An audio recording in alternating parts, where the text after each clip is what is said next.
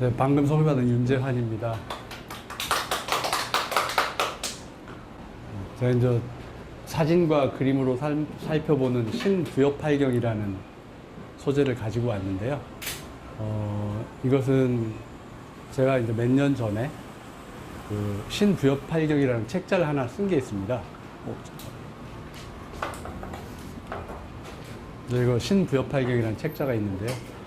이것은 이제 준비하는 과정이 꽤 많은 시간 동안 준비를 했어요. 근데 처음부터 이 책을 쓰려고 했던 건 아니고 부여가 가깝고 부여에서 살고 이렇게 자라고 하다 보니까 다른 사람들보다 이렇게 접하는 기회들이 꽤 많았어요. 어렸을 때부터 자라서 이렇게 넘어가면서부터 그 백제탑이라고 하죠. 정림사지 5층 석탑. 그것이 제 학교 다닐 때 놀이터였거든요. 제 선친께서는 그걸 남새밭으로 이해를 하고 계세요. 1800년대 초반, 1800년도 하반기에 그곳이 텃밭으로 활용해가지고 거기에 민가들이 그 바로 옆에 있었거든요. 그리고 초등학교까지는 이제 그것이 제 놀이터였고, 숨바꼭질하는. 그리고 이제 중학교 지나면서 고적답사 뭐 이런 거 쭉 하고 하다 보니까 어느 틈엔가 평제탑이라는 것이 돼 있더라고요. 또 어느 틈엔가 보니까 정림사지 5층 석탑이라는 명칭으로 또 불리고, 그리고 지나니까 목탑 형식이 석탑으로 바뀐 그러한 것들도 이렇게 됐고, 그러니까 제가 살아오는 그 시간 동안에도 그것이 계속해서 계속 해석이 바뀌어서 해석이 되는 거예요. 그리고 또 하나, 부여라는 곳이 오래 이제 잘 살다 보니까 자기가 사는 것에 대한 궁금증들이 있잖아요. 궁금증들이 있는데 부여나 백제 쪽을 알아보려면 볼만한 건 아는 것이 아무것도 없는 거예요. 알려진 것들이. 그래서 먼저 보기 시작한 것이 삼국유사, 삼국사기들을 훑어보기 시작했고, 하다 보니까 삼국 하면은 고구려, 백제, 신라인데 삼국유사 하면은 세 나라의 얘기가 동등하게 있던지 뭐 그런 정도는 됐어야 되는데, 대충 보시면 아시겠지만 신라 얘기가 90%, 고구려 얘기가 한 7, 8%, 백제 얘기 한 3% 정도 이런 식으로 써져 있어요. 그래서 굉장히 어린 마음에 상처를 많이 받았죠. 알고는 싶은데 알 수도 없고, 부여에서 맨날 놀이터로 보면 무슨 턱밖에 없어요. 턱. 무슨 턱? 참, 턱밖에 없다는 것이 상상의 나래를 펼 수 있는 굉장한 도구가 되기도 하죠. 제 마음대로 상상을 해서 집들을 짓기도 하고. 그러나 그 집들을 짓기 위한 재료들이 없는 거예요. 상상을 하려고 하더라도. 그러다 보니까 다른 곳에 대한 자료들을 찾게 되고, 대학 다니면서 초창기부터 이제 고적답사라는 것을 여름방학, 겨울방학 때부터 몇 박 며칠로 전문 선생님의 지도를 받아가면서 이제 하고, 그렇게 와중에 이제 계속 부여라는 곳을 계속 이렇게 천착을 하게 됐죠.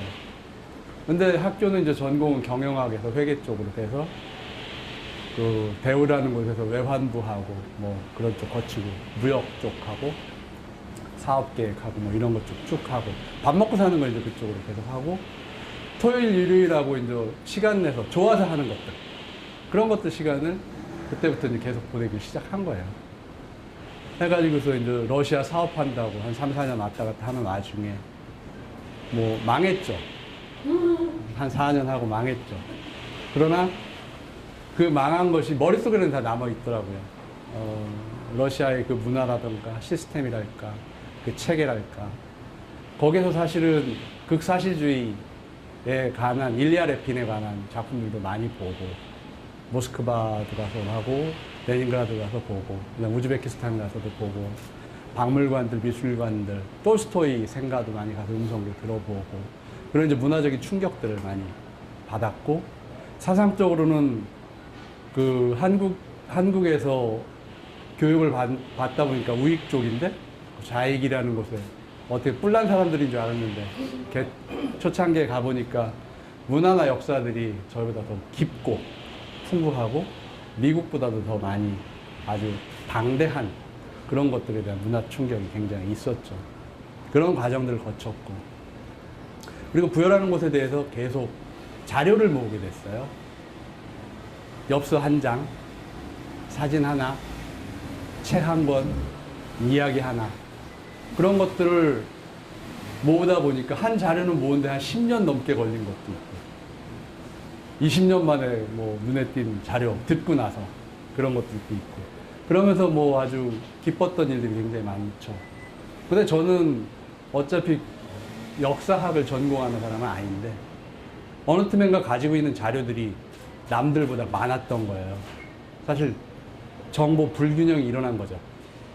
그래서 이 정보 불균형을 해소하려고 이 신부여팔경이라는 책자를 만들게 됐습니다. 너무 서두가 길었죠? 그런데 이 책에서는 기본 골격은 그 여행기가 4편이 있어요. 그러니까 신부여팔경이랑 이목상 선생 등 해서 그 부여를 갔다 온 여행기, 그 다음에 그 화가들 한 20여 분 모시고 부여팔경 했던 기행문 하나, 그 다음에 만화가들 한 20여 분 모시고 가서 했던 그 하나, 그 다음에 이제 수시로 부여팔경이라는 글을 쓰면서 사람들을 모시고 갔던 그런 것들. 그리고 97년인가 그 화가들 모셔가지고서 전시회를 했죠, 서울에서. 부여에서 전시회. 그 그림이 남았고. 그 다음에 만화가들 모시고 가서 부여팔경을 하다 보니까 또 만화로 작품이 났고. 그래서, 아하, 책을 만들면 재밌겠다. 부여가 다들 볼 것이 없다고들 하거든요. 보실 것이 없다고. 볼 것이 없다고 하는데, 좀 진짜 저한테도 볼 것이 없었어요. 그런데 그것을 다양한 측면에서 볼 수 있게 이렇게 하는 것이 좋겠다는 생각에서 일단 엮게 됐고요. 그럼 그것을 한번, 이 책으로 엮은 거는 서술식으로 다 엮었잖아요. 파워포인트를 해서 비교를 해가면서 요약을 해서 먼저 한번 보여드리도록 하겠습니다. 제목을 보시면은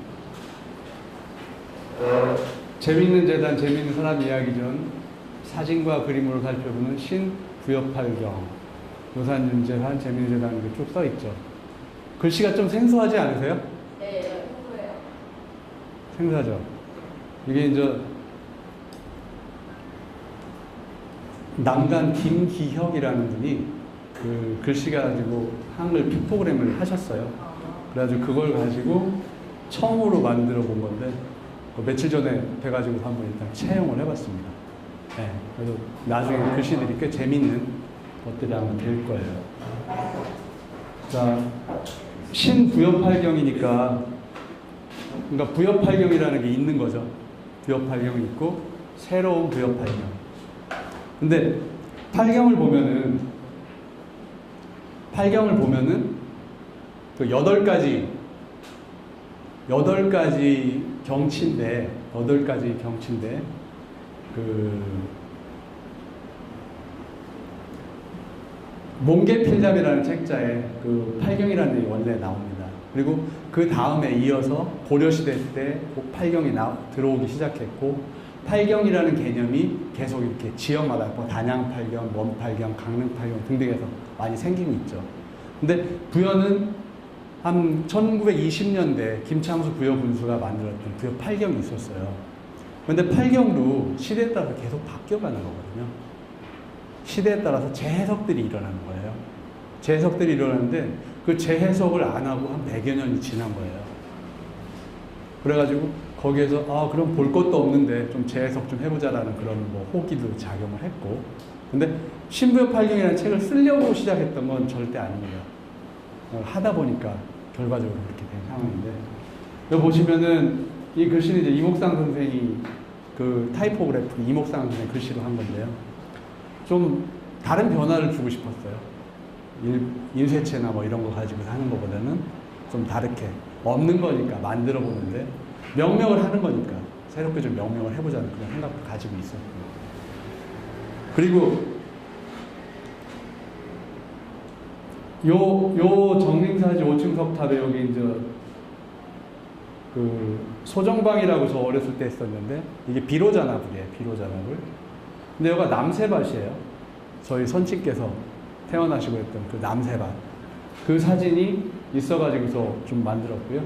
요거는 이제 책이, 보시면 아시겠지만, 다 유명한 분이세요. 책에 등장하시는 분이. 저만 빼고. 제가 다 빚쟁이로 만든 책인데. 그래서 그 빚진 날, 책이 나온 날, 빚을 갚겠다고 제가 이제 공헌을 해가지고서 갚아지지는 않지만, 다 모시고서 한산 소곡주 올리고, 돼지고기 한 점 넣고서 조촐하게 출판 기념회를 했어요. 그때 광화문에서 했는데, 그때 우리 종선 씨도 처음 봤고, 최명길 형님도 그때 오셨었고, 하여튼 뭐, 다시 한번 이 자리를 빌어 감사드립니다. 그러니까, 저만 유명하지 않은데, 유명한 분들 때문에 유명해진 그런 일이 있었습니다. 팔경 보시면은, 한 지방이 빼어난 8군데 경치예요. 북송 심과리, 몽기필담에서 성적 사파원의 8곳의 풍경이 매우 아름다웠다. 그래서 원래 소상팔경은 이렇게 8가지가 나옵니다. 그리고 부여팔경은 백제탑 석조, 부수산 모우, 보란사 효종, 낙화암 숙견, 잠자는 거, 그 다음에 구룡평에 기러기 가라앉는 거, 백마강에 달이 가라앉아 있는 거, 수복정의 아지랑이, 귀암의 만선으로 돌아오는 배. 그러니까 포맷이 비슷해요. 그죠? 양쪽 거. 그러니까 계보는 어차피 문화라는 것은 모방을 해갖고 그 틀을 가지고 컨텐츠만 바꿔서 이렇게 넣어주는 거니까. 재해석 문제니까.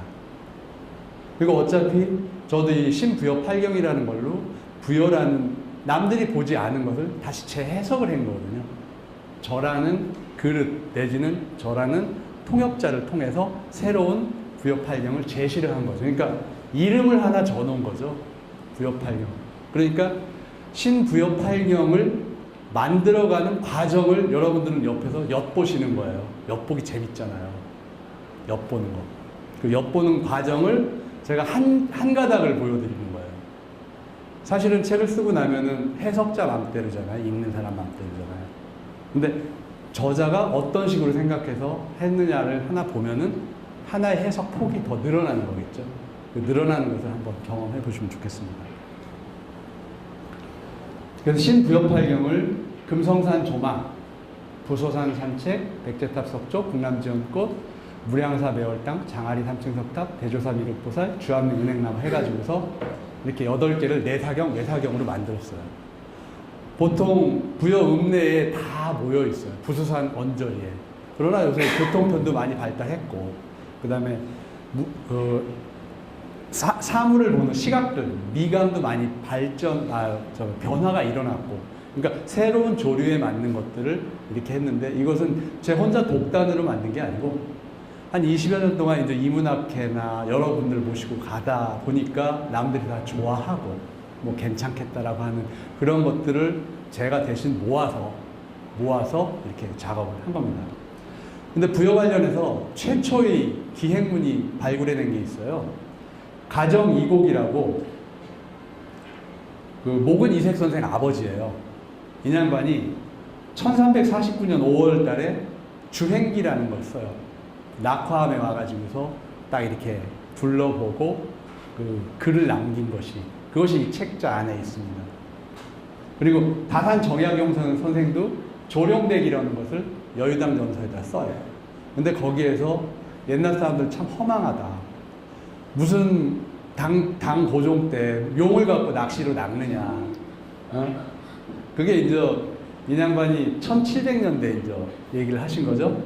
그러니까 한 1000년 전 얘기. 그러니까 고려 이전의 얘기는 아무것도 믿을 게 없다. 이미 조룡대에서 용을 낚을 때라고 하면은 백제는 이미 멸망한 건데 무슨 용을 낚고 무슨 하는 거냐. 사실은 역사 왜곡 부분을 이렇게 아주 정난하게 말씀을 하세요.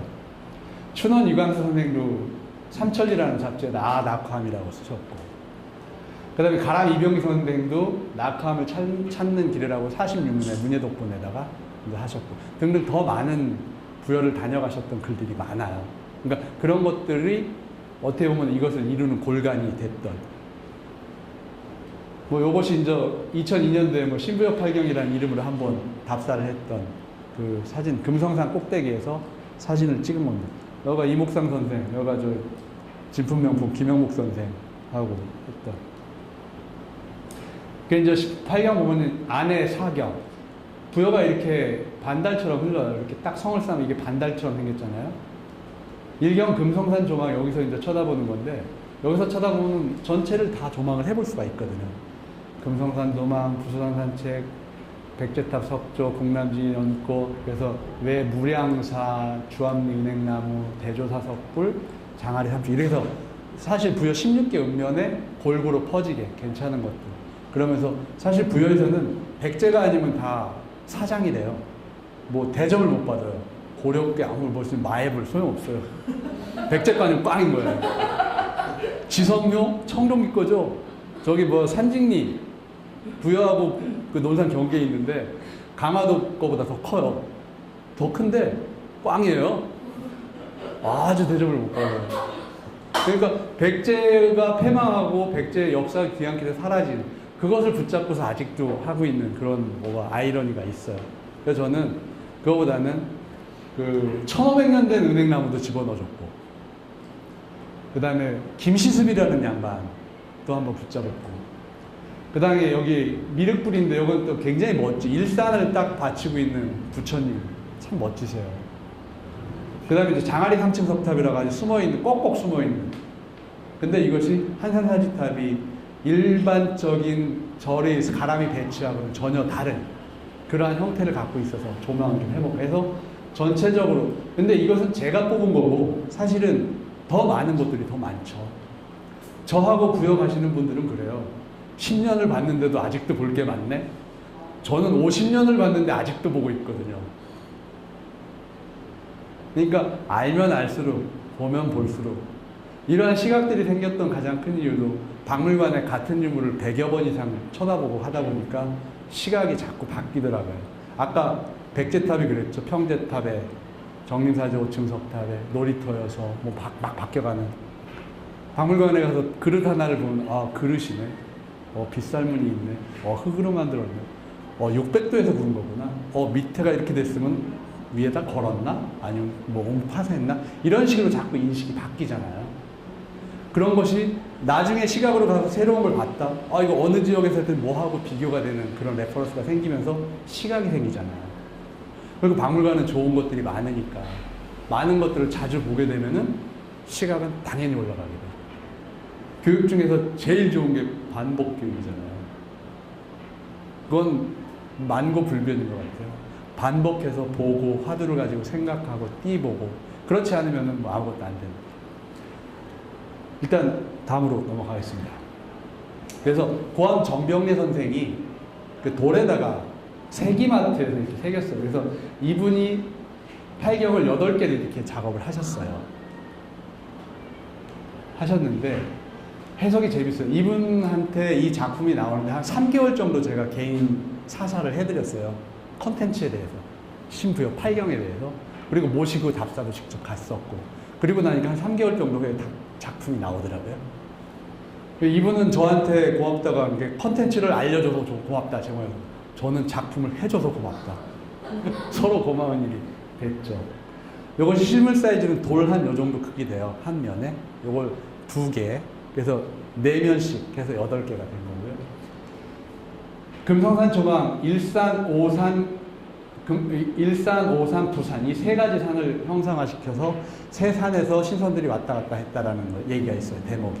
이 삼부미사에. 그건 결국 봉화 때라고 가장 높은 때, 높은 곳을 얘기하는 거거든요. 그 다음에 요거는 이제 그 낙화, 부산 산책 했고, 이건 백제탑 석조. 그 다음에 이거 꿈 같은 그 선화공주 전설 있는 군남지 얘기. 그러니까 해석을 이렇게 해내신 거예요. 신부역 8경 내용을 가지고 고암이라는 사람은 이런 식으로 해석을 하는 거예요. 무량사 매월당, 탑하고 극락전하고 소나무, 그 다음에 장아리 3층 석탑, 그 다음에 그 대조사 미륵보살은 여기 미륵보살이 있고 소나무가 아주 일산처럼 멋지게 있는. 그 다음에 주암리 은행나무가 1500년 된다 하시니까 500년에서 1500년. 은행나무 잎을 가지고 형상화시키면서 나무를 해내는. 그 다음에 금성산 조망 보시면은 이것은 일제강점기 때 그 지도예요.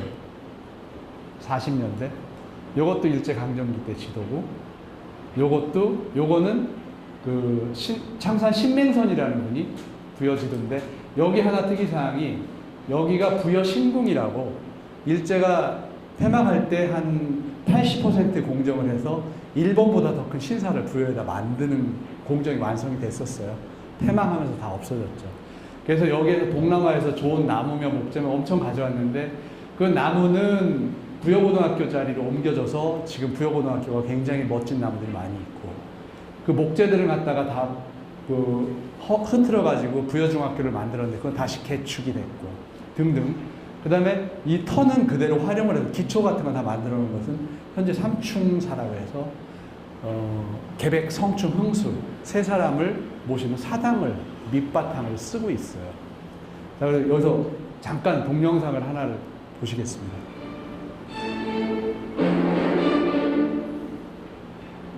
사진을 동영상으로 한번 바꿔봤어요.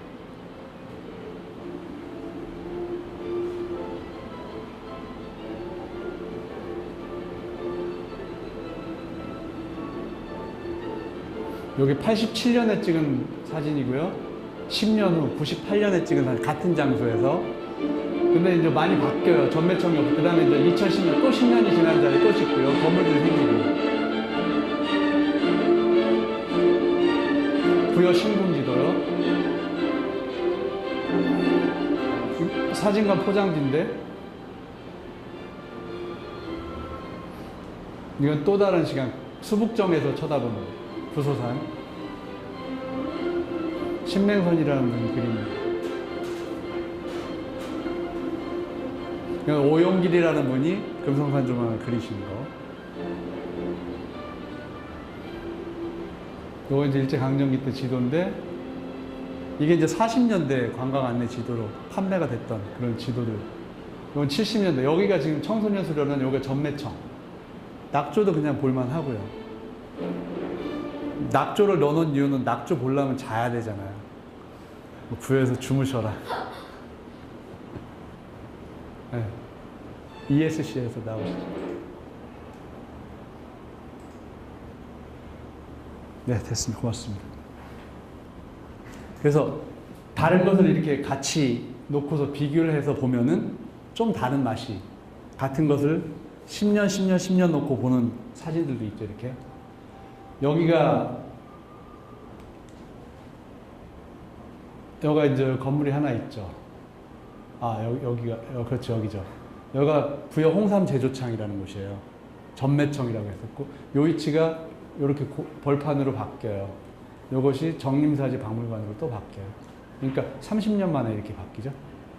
30년 만에. 그 다음에 여기 백제국민학교, 여기 부여중학교고, 이게 두 개 다 제 모교입니다, 이게. 그거는 뭐 좀씩 줄어들었다고요. 이것이 좀 파고 들어와요, 이렇게. 이것이, 이게 여기가 사실 부여중학교가 있었던 그 터고. 이런 식으로 일단 바뀝니다. 이렇게 2010년에 했으니까 2020년에는 또 다른 사람이 쓰면 이 데이터는 계속 이어지겠죠. 그 다음에 금성산 조망 부분 자료들. 그러니까 전체적으로 보면은 반달이라는 모습도 보이고, 부산, 일산, 오산이라는 것도 보이고, 그 다음에 부소산이라는 것도 보이고, 전체적으로 일단 매크로 시각을 가지고 나서 세부로 들어갔으면 하는 것이 기본 생각이에요.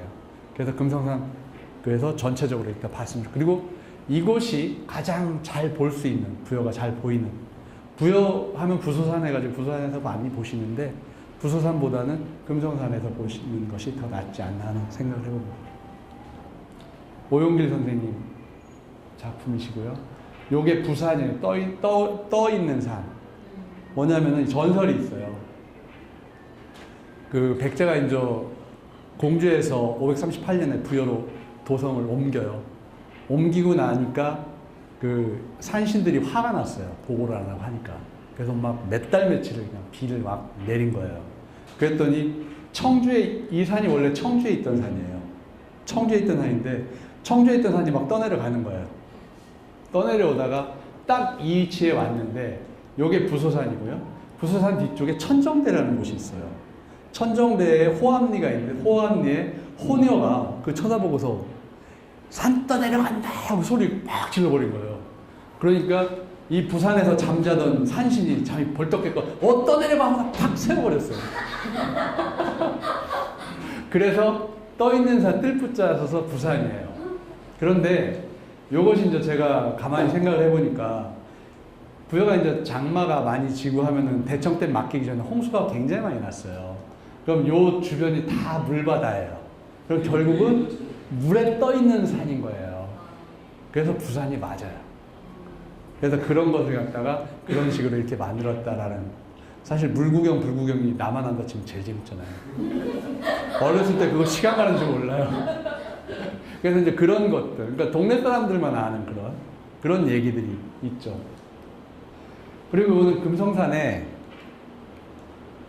요게 이제 조왕사라는 절인데 대웅전이라고 붙어요. 대웅전이면은 석가모니를 모시고 있어야 되잖아요.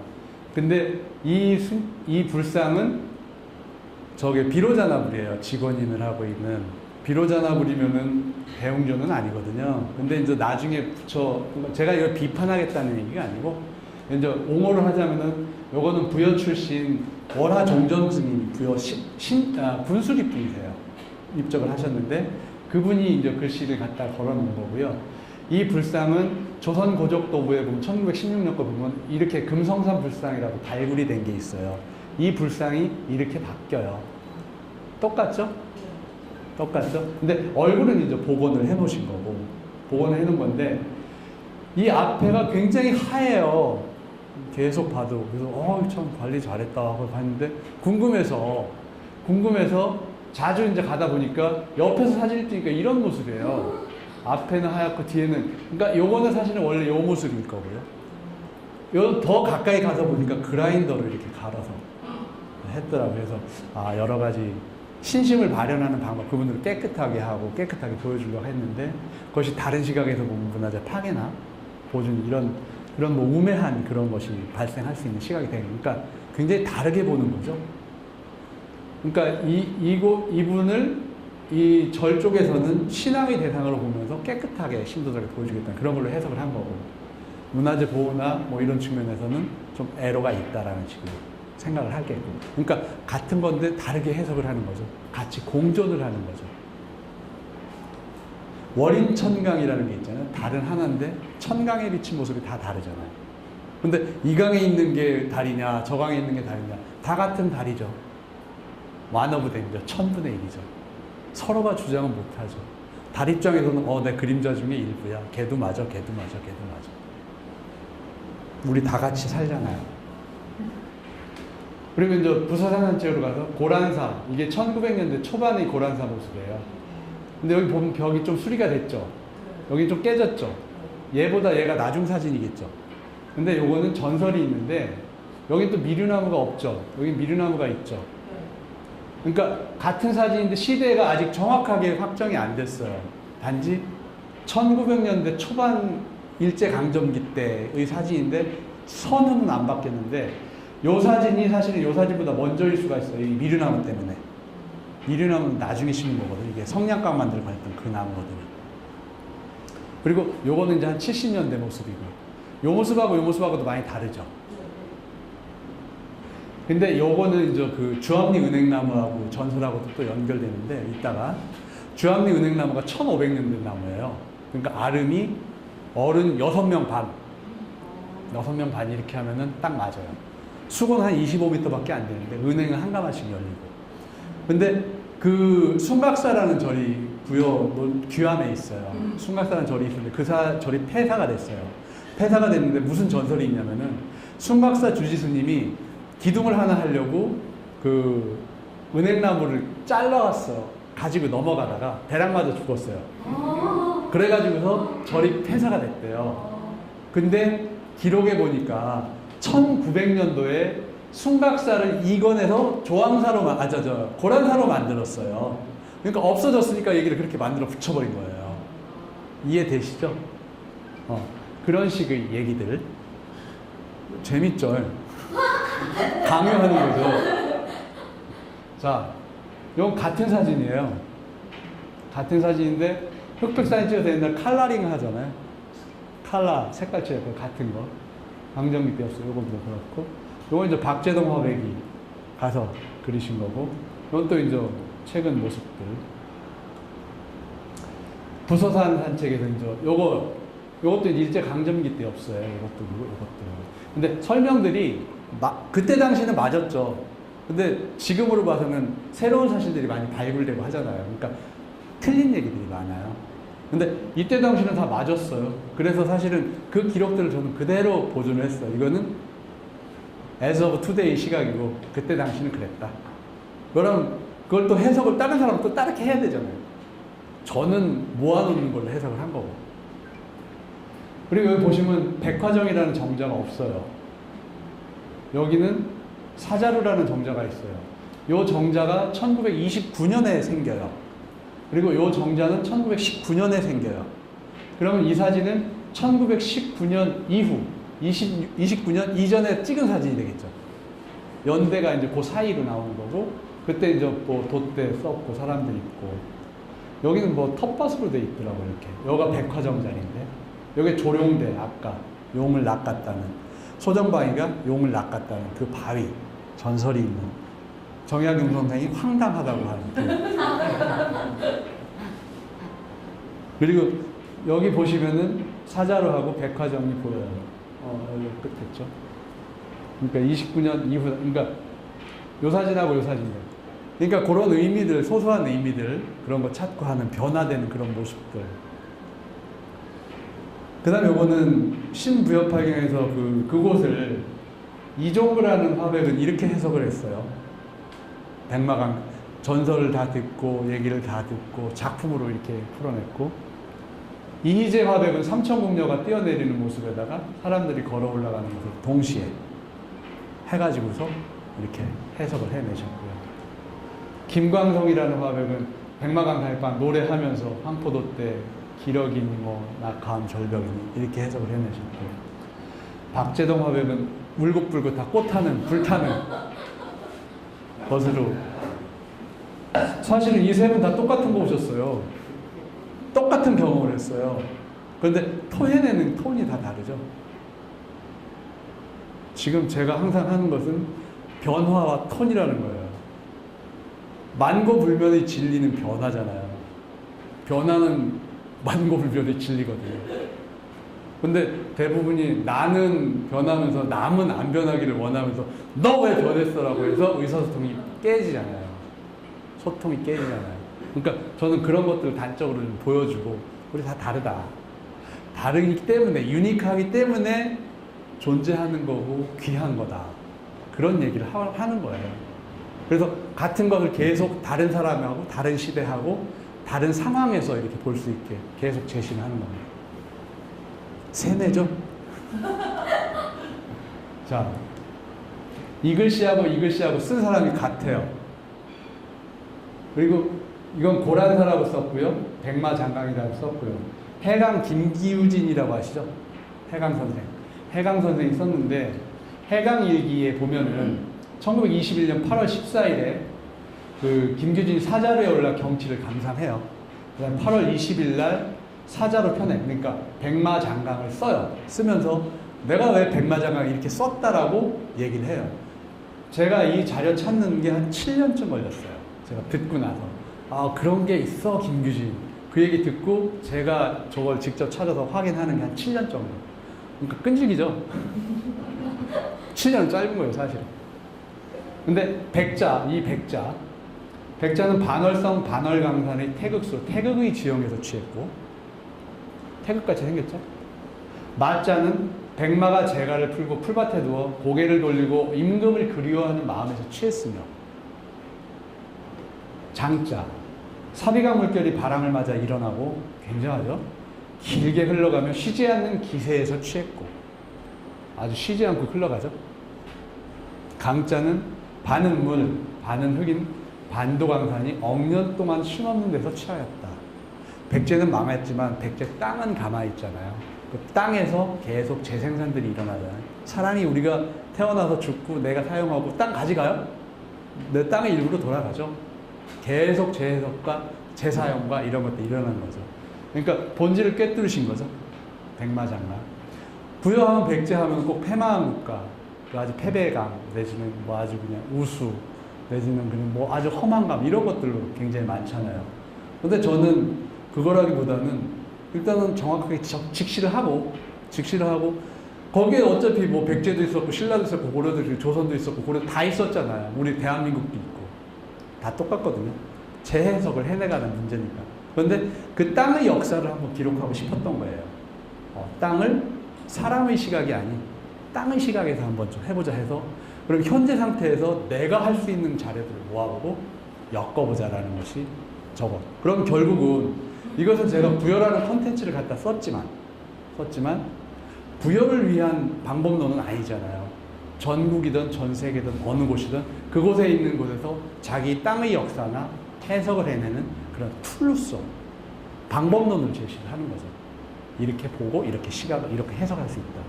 결국 저는 이렇게 해석을 했지만 지금 들으시는 선생님들은 또 다르게 본인의 경험에 따라서 해석들을 달리 해석하겠죠. 요걸 보고서 그 김인이라는 만화가는 백마장강을 이렇게 풀었어요. 재밌죠? 백자에다가 뭐 백마가 물결 쓰고 마자는 말로 해서 그렸고 장자는 강 물결에다가 단풍, 강자는 대조사 이렇게 또 해서 이렇게 해석해내는. 그래서 작가의 상상력이라는 것이 참 굉장히 쇼크를 받았어요. 사실은 저는 저 작품들 하나하나 보면서 역시 내가 판은 잘 깔았다. 판 까는 것도 의미 있잖아요. 판이 잘 깔렸다.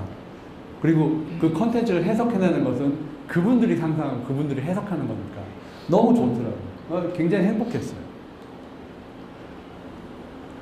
그 다음 백제탑 석조. 백제탑이 참 멋져요. 근데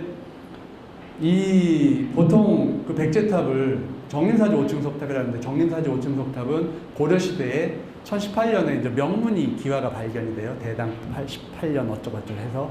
그래서 대당평 어제서 정림사라는 명문기와 그래서 정림사라고 하는데 정림사는 고려시대 절임이고 사실 백제탑이고요.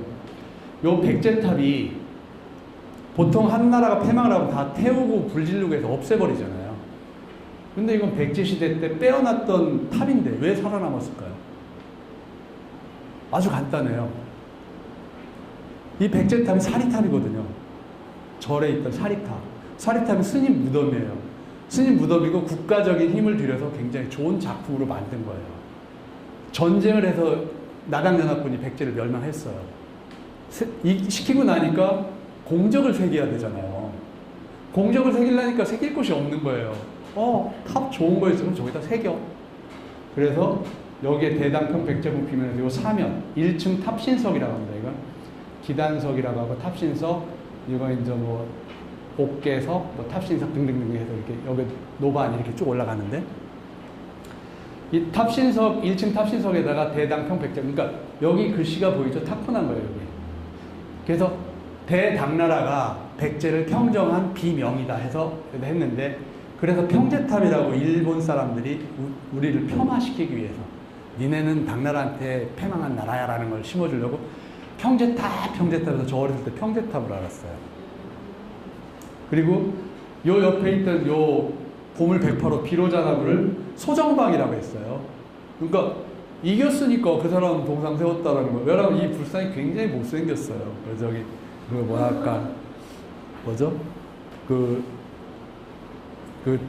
연자방아 하는 그 돌 가지고 얼굴 만들고 뭐 등등 보수를 한 거지만 근데 이거 나중에 찾았어요. 그 소정방이라 한 거 일본 사람들이 엽서를 만들어서 소정방상이라고 했더라고요. 그렇게 이제 왜곡시켰던 자료들이 이제 저도 또 나는 갖고 찾고 그런 거 할 때는 굉장히 희열을 느껴요.